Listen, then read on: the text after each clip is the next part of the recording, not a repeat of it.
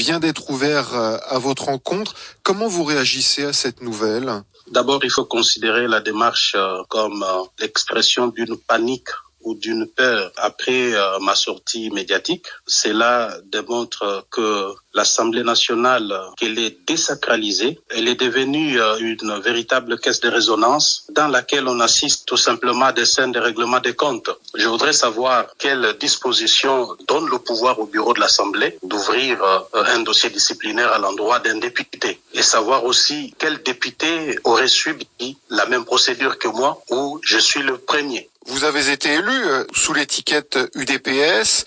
Votre ancien parti menace également de vous retirer votre mandat parlementaire. Qu'en pensez-vous ? La Constitution est claire. Un député national élu sur une liste appartient à cette liste, donc au parti. Mais dès lors que le parti l'exclut, donc les députés gardent son mandat. Un député ne peut perdre son mandat que s'il a délibérément quitté le parti qu'il avait aligné aux élections. Tout le monde sait que j'ai été exclu de l'UDPS. Je suis un élu du peuple. J'ai démissionné de ma fonction de premier vice-président parce que j'estimais que cette fonction, je l'avais acquise au nom de l'UDPS. Et j'ai démissionné. C'est clair là-dessus. Lors du lancement de l'Alliance pour le changement, vous aviez dit que le parti était aussi créé pour la conquête du pouvoir. Est-ce que ça veut dire que vous serez candidat à la présidentielle de 2023 ? Justement, parce que nous n'avons pas créé ces partis pour faire de la figuration ou pour accompagner qui que ce soit. Dès lors que nous avons dit que c'était une nouvelle offre politique, nous nous proposons une réponse à pas mal de questions que le peuple congolais se pose.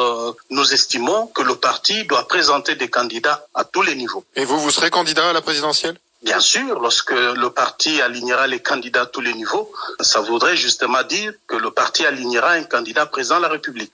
Vous voilà dans l'opposition. Est-ce que des alliances avec Moïse Katumbi, Joseph Kabila ou Martin Fayulu même sont possibles ? Il faut relativiser cette question. Je reconnais que fédérer peut donner plus de chances, mais je ne veux pas admettre que c'est une condition sine qua non pour gagner, d'autant plus que M. Tshisekedi, je suis convaincu qu'il lui sera difficile de faire un score qui pourrait lui permettre d'émerger parmi les 4 premiers candidats. Je sais de quoi je parle. Mais le problème, c'est est-ce que nous avons la même vision ? Ou sommes-nous là ensemble juste pour chasser Tshisekedi du pouvoir ? On devait commencer par ce genre de questions plutôt qu'envisager une quelconque alliance.